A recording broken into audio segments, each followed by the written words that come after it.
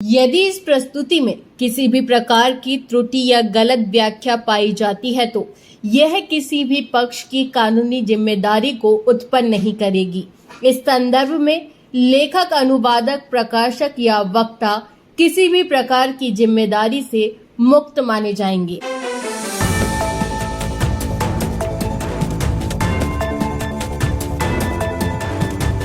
दोस्तों, मैं विवेक शुक्ला और आज आपके लिए बेहद महत्वपूर्ण केस प्रतिकार कंपनसेशन पर केस लेकर के आया हूं।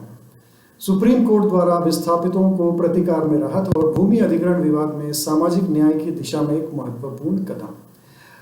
Mahanadi coalfield limited and ANR and मिथाइस ORM and ORS SCR 158 year 2025 volume 1 date of judgment 3 January 2025।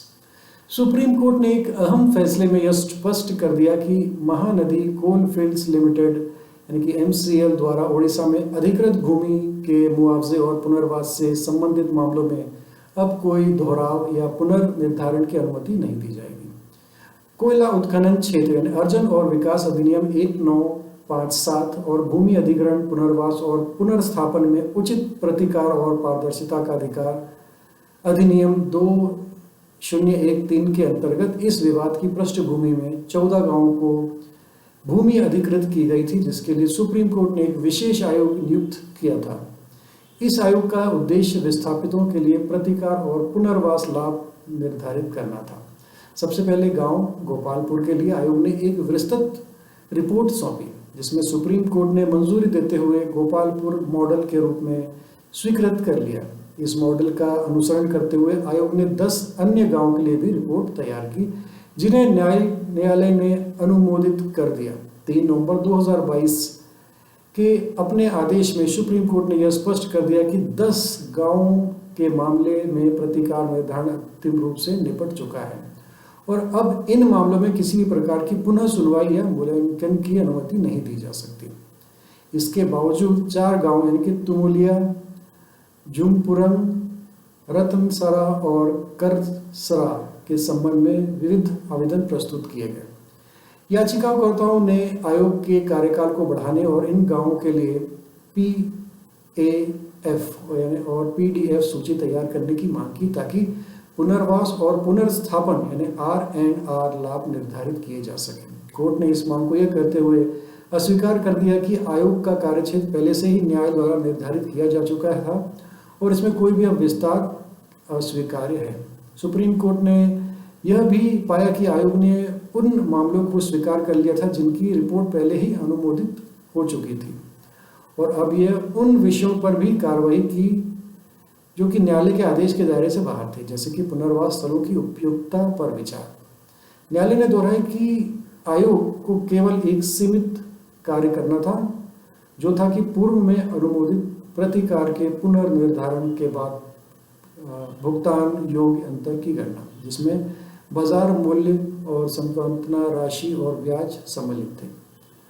और MCL द्वारा मूल्य निर्धारण की विधि पर आपत्ति पहले ही दर्ज की जा चुकी थी और यह मुद्दा अब उच्च न्यायालय में विचाराधीन है। सुप्रीम कोर्ट ने यह स्पष्ट किया कि उच्च न्यायालय को संबंधित याचिका का शीघ्र निपटारा करना चाहिए और निर्णय आते ही MCL को मुआवजे की राशि तत्काल भुगतान करनी होगी। इस आदेश में यह सुनिश्चित हुआ कि विस्थापितों को उचित प्रतिकार समय पर मिले, लेकिन आयोग या अन्य प्रतिग्रहण न्यायालय के आदेश के बाहर जाकर कोई नया या समांतर प्रक्रिया न अपनाए।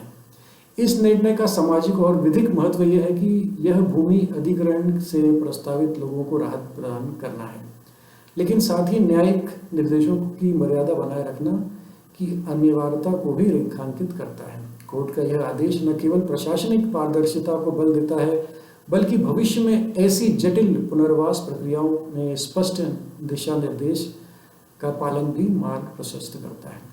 तो भविष्य में इसके प्रभाव, न्यायालय द्वारा स्पष्ट सीमा निर्धारण।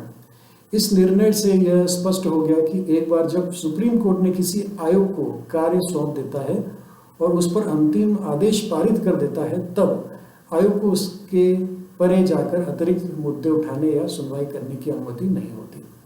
यह न्यायिक अनुशासन और निर्देशों के अनुपालन की दृष्टि से एक महत्वपूर्ण उदाहरण बनेगा। भूमि अधिग्रहण से संबंधित विवाद का अंतिम निपटारा।